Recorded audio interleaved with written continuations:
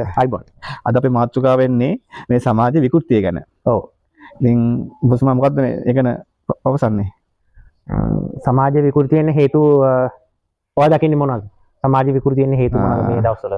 එකක් ආර්ථික පැත්ත. අනිත් එක සමාජයේ මිනිස්සු දැන් සත්තු වගේ හැසිරෙන්නේ අයියේ. සත්තු වගේ. ඔව්. ඒ කියන්නේ කිසි දෙයක් හිතන්න බලන්නේ නැහැ. එතකොට ගොඩක් මිනිමරම් වැඩි වෙලා තියෙනවා අයියේ හේතුව. එහෙමයිනේ. ඔව්. සමාජ විකෘති වෙන්න හේතු ප්‍රධාන කරුණු දෙකක් වගේ තියෙනවා මම දකින විදියට. එකක් තමයි පිටරටින් එන මතවාද. මතවාද වලට හැඩගස්සනවා ටීවී ප්‍රෝග්‍රෑම් හරහා, සමාජ ජාල හරහා, ටීවී ප්‍රෝග්‍රෑම් හරහා. ඒ කියන්නේ මාධ්‍යෙන්. ඔව්. මාධ්‍යයෙන්. ඒ කියන්නේ මාධ්‍ය කියන්නේ මොන මාධ්‍යද? ඔයාලට කියන්න පුළුවන් දෙයක් ගැන. ප්‍රධාන නාලිකා සහ සමාජ මාධ්‍ය. හැමදේම මාධ්‍ය කිව්වම හැමදේමනේ. අනිත් එක මේ අපි කන ආහාර රටාව. මේ දෙක තමයි. මේ දෙක බලපාන්නේ මේ සමාජ ක්‍රම වෙනස් කරන්න. එතකොට සමාජ විකෘති කරන්නේ කොහොමද? මතවාද වලින්. හරි.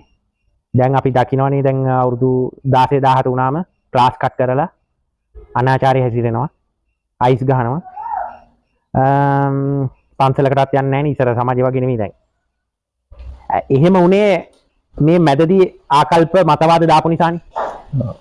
කොහෙන් හරි මතවාද තල්ලු කරලා සමාජයේ මොළ කාලා තියෙනවා කොහොමද? ඒ කියන්නේ සම්පූර්ණයෙන් බ්‍රේන් වොෂ් කරලා තියෙන්නේ. බ්‍රේන් වොෂ් කරලා තියෙන්නේ. දැන් අපි ගත්තොත් 2000ට කලින් වගේ කට්ටිය අම්මලා තාත්තලා පන්සල් ගියා, දහම් පාසල් ගියා. මේ වගේ හැසිරුන්නේ නැහනේ. හැබැයි ඒගොල්ලන්ට ඉපදුණු දරුවෝ තමයි මේ තත්ත්වයට වැටිලා තියෙන්නේ. ඇයි එහෙම වැටුනේ? එතකොට ඒක සමාජ පෙරහීමද නැත්නම් දෙමාපියන්ගේ තින් වරදද දෙක? දෙමාපියන්ට මගේ හැරුණා. මොකද ඒගොල්ලන්ට මේ ක්‍රමයට අහුණා ඉතින්. මාර්යා ගෙනාවා මතවාද කීපයක්. ඔව්. ඒ මතවාද ගෙනෙන අතරේ කැමට වහ දැම්මා. දැන් මේ ඔක්කොම එකතු කරාම ඇයි සමාජය මේ කඩාගෙන වැටුනේ? ඔයා හිතන්නේ. මේ සමාජය කඩා වැටුනේ පවට බය නැතිවීම නිසා. ඔන්න එකම හේතුව. ධර්මතාවය. ඔව්. ඔන්න හේතුව. කාටවත් මේක තේරෙන්නේ නැහැ. පවට බය නැති කිරීම. පව් කරන්න බය නැහැ. ඒකනේ. දැන් මේක කවදද පටන් ගත්තේ කියලා හරියට මට හිතා ගන්න බෑ තාම. හැබැයි මම තාම හොයලා බැලුවේ නැහැ. ඒක 2008 9න් පස්සේ වගේ මේගොල්ලෝ කියන්න ගත්ත මේ කොළඹ සමාජයේ බුදුදහම දර්ශනයක් කියලා. හරිද? ඔව්. දර්ශනයක් කියන්නේ නිකන් හරියට මේ කියන්නේ බුදුහාමුදුරුවෝ දාන්න හදනවා, බුදුරජාණන් වහන්සේව දාන්න හදනවා අයින්ස්ටයින්ට පොඩ්ඩක් ඉහළින්. අයින්ස්ටයින්ට වඩා ටිකක් මොලකාරයා. නිකන් මිනිස්සේ. හැබැයි අයින්ස්ටයින්ට වඩා ටිකක් දියුණුයි. එච්චරයි. ඒ ටිකට දැම්මා. ආගම සංකල්පය අයින් කරා දර්ශනවාදියෙක් කියලා තමයි හංවඩු ගහුවේ. එතකොට මොකද වෙන්නේ? එතකොට මුස්ලිම් ආගම, ක්‍රිස්තියානි ආගම, කැතෝලික ආගම ඒගොල්ලෝ ආගම. ඒගොල්ලෝම තමයි මේක ප්‍රොමෝට් කරන්නේ. දැන් ඔය දැක තියෙනවා ස්ටේජ් වල ඒගොල්ලෝ කියනවා බුදුදහම කියන්නේ දර්ශනයක්. දර්ශනික. හැබැයි ඒගොල්ලන්ගේ ආගමක්. මොකද්ද මේ ගහන ගේම් එක? එතකොට මොකද්ද ආගම කියන්නේ මොකද්ද? දර්ශනය කියන්නේ මොකද්ද? ආගම කියන්නේ දර්ශනය මොකද්ද? දර්ශනය කියන්නේ තමන් හිතන දෙයක්. තමන්ගේ මේ චින්තනය. තමන් හිතන දෙයන්නේ තමන් සොයාගත්තු දෙයක්. ඒ කියන්නේ පැවැත්ම. ආගම කියන්නේ පැවැත්මක්. නෑ ආගම. ඔව්. ආගම කියන්නේ අපි ඒක පස්සට ගියමු හොඳේ. ඒක වැදගත් දෙයක්. අපේ ප්‍රශ්නේ උනේ මොකද්ද? දැන් සමාජ විකෘතිය ගැන. සමාජ විකෘතිය. දැන් මේ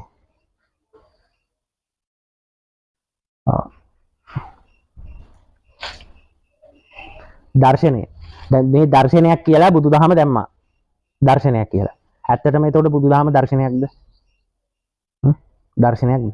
විද්‍යාවක්ද? බුදුදහම දර්ශනයක්ද විද්‍යාවක්ද? අපි ගමු පන්සිල් පද පහ. මුලින්ම තියෙනවා පාණාතිපාතා. සත්තු මරන්න එපා. ඒතකොට බුදුහාමුදුරුවෝ කිව්වා අපට, බුදුරජාණන් වහන්සේ අපට කිව්වා සතෙක් මැරුවොත් ඒකට ප්‍රතිවිපාක හම්බ වෙනවා. මැරුවොත් අපේ අතින් මැරුවොත්. මරණ විදිහක් තියෙනවා. ඒක ඔයා මාළු බෝට්ටුවෙම ගිහිල්ලා මාළු මරනවා. ඒක ඔයා මාළු විකුණනවා.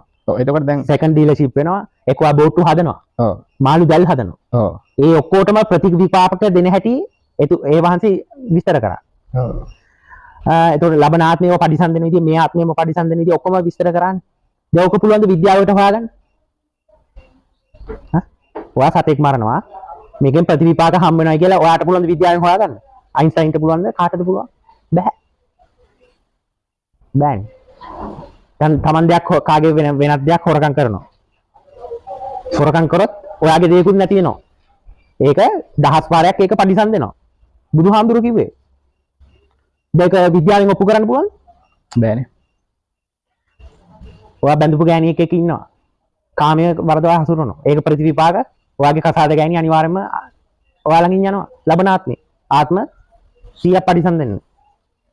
ඒතර කාමය. මුසාවාදා. බොරු කිව්වොත් දිව නැතුව ඉපදෙනවා. ඔවා කොහොමද විද්‍යාවෙන් ඔප්පු කරන්නේ? සුරාමේරය. මොලේ සෛල මැරෙනවා ඊට පස්සේ අර අනිත් සිල්පද ඔක්කොම කැඩෙනවා සුරාමේරය කරාම. දැන් මේක විද්‍යාවෙන් හොයාගන්න පුළුවන් බෑනේ. ඒතර මේක දර්ශනයක් නැත්තම් විද්‍යාවක් වෙන්නේ කොහොමද? ඔන්න පටලැවිල්ල ඈ. මේ පටලැවිල්ල කොහොමද ලියන්නේ? මේ පන්සිල් පද 5යි පන්සිල් පද 8යි 10යි මේ ඔක්කොම සෝබා දහමේ. මේ සෝබා දහම ප්‍රයෝග කරගෙන යන හැටි. හරි? මිනිස්සෙක් වෙන්නේ කොහොමද? මිනිස්සයා උඩට යනවද, පල්ලේ යනවද, නිවන් දකින්නද ඔක්කොම සෝබා දහමේ නීති රීති. ඔව්. ඒක හොයාගත්තේ කවුද? බුදුරජාණන් වහන්සේ හොයාගත්තේ. ජේසුතුමා නෙමෙයි. ඉමාම්තුමා නෙමෙයි හොයාගත්තේ. බුදුහාමුදුරුවෝ හොයාගත්තේ. ඒකින් හින්දා තමයි බුදුන්ගේ දහම කියන්නේ. ඔව්. බුදුන්ගේ දහම බුද්ධාගම වුණා. බුද්ධාගම කියන වචනේ තේරුම මොකද්ද? බුද්ධාගම. බුද්ධ කියන වචනේ තේරුම මොකද්ද? බුද්ධ කියන්නේ බුද්ධිය. නැහැ. බව උදුරා දැමූ උත්කමයා. බුද්ධ. ඔව්. ඒතර ආගම කියන්නේ මොකද්ද? බව. ඒතර බුද්ධාගම කියන්නේ මොකද්ද? බව උදුරා දැමූ උත්කමයා ආගමන් මග. තමයි අපි යන්න ඕන. ඔව්. එහෙම නේද? එහෙමනේ. එතකොට බුදුරජාණන් වහන්සේ ජීවමාන ඉන්න කාලේ බුදුහාමුදුරුවොත් එක්කම ඉපදුනේ කවුද? කල්ප කෝටි ගාණක් පෙරම් පුරලා බුදුහාමුදුරුවෝ ඇස් දෙකෙන්ම දැකලා නිවන් දකින්න ප්‍රාර්ථනා කළා කුසල් වඩපු කට්ටිය. දැන් ඉන්න කට්ටිය කියන්නේ බුදුන්ගේ කාලේ මෙහෙම වුණා ඒකින්ද මේ කාලෙත් මෙහෙම වෙනවා. නෑ, එහෙම වෙන්නේ නෑ. එහෙම වෙන්නේ නෑ. දැන් ඉන්නේ පව්කාරයෝ. 99.99% ඉන්නේ පව්කාරයෝ. එහෙම කොහොමද කියන්නේ? මෙහෙමයි. විශ්වයේ තියෙන බැලන්ස් එකක්. හරි? හොඳ කට්ටියන්ට ඉපදෙන්න chance එකක් දෙනවා වගේම නරක කට්ටියන්ට ඉපදෙන්න chance එකකුත් දෙනවා. කාසියක් දෙපැත්තක්. ඔව්. ඒක විශ්වයේ නියාමයක් ඒක. එතකොට හැමදාම හොඳ කට්ටිය ඉපදෙන්න බෑනේ. අපි මේ විතුමු දැන් බුදුරජාණන් වහන්සේ එක්කම පෙරම් පිරුවා සෙට් එකක් ඉපදිලා ඒ වහන්සේව දැකලා නිවන් දකින්න. ඔයා හිතනවද මාරයා ඒකට ගහන තුරුම්පුව මොකද්ද? මොකද්ද ගහන තුරුම්පුව?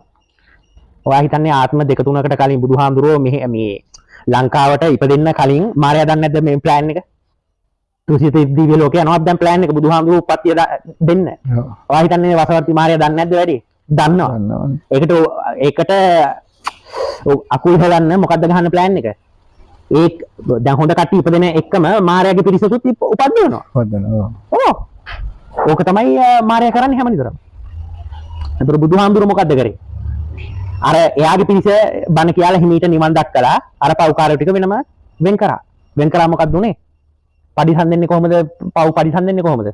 ගැහුවා සුනාමියක් අඩි 1000ක සුනාමියක් මහියංගනේ රාජධානිය එකපාරටම පොළොව යටට ගිලා බැස්සා. අම්පාරෙන් එහා කොටස. බුදුහාමුදුරුවෝ ජීවමාන වැඩ සිටින කාලේ ගැහුවා සුනාමියක් මේ ලංකාවට. ඒක කොහොත් නෑ නේ ලියවිලා ඒක. ලියලා සාක්ෂියක් ඉදිරිපත් කරන්නද? ඈ? සාක්ෂියක් නේ. ඉන්න බලන්න. කවදාවත් මේ මැප් එක දැකලා තියෙනවද? නෑ. නැගිටලා එන්න මේ පැත්තේ. පේනව නේද ඉතර ලංකාව ඉන්දියාවට ජොයින් වෙලා තියෙන හැටි? ඔව්. මෙන්න මේ කැලේ තමයි සුනාමියට ගියේ. බුදුහාමුදුරුවෝ ජීවමානව වැඩ සිටින කාලේ. හරි? ඒ සුනාමිය පස්සේ ලංකාව ඉන්දියාවේ දෙකඩ වුණා. මේ මහවැලි ගඟ ත්‍රිකුණාමලෙන් ඉස්සර ඉන්දියාවට ජොයින් වෙලා තිබ්බේ.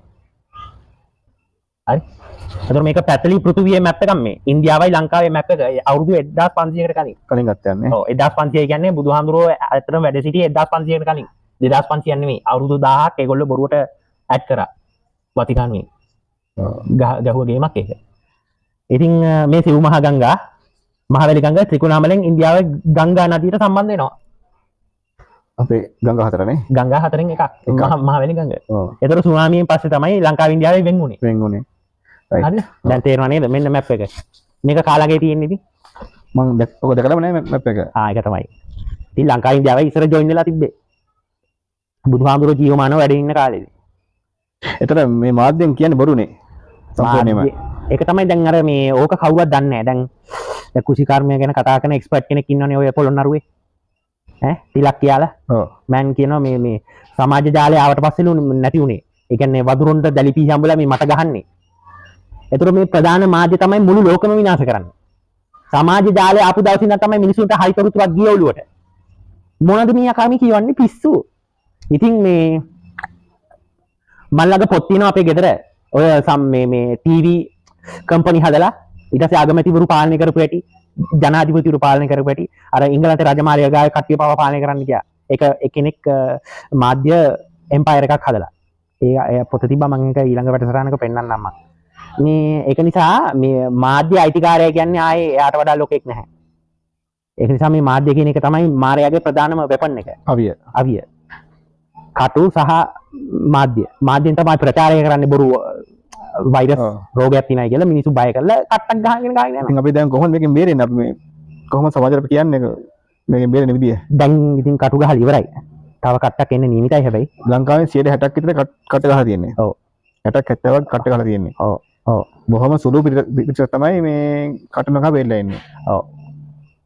ඕකට ඉතින් කටු ගැන ඉතින් කතා කරලා වැඩක් නැහැ. දැන් මම හිතන්නේ නැහැ කවුරුවක් ගහගෙන ඉයි කියලා.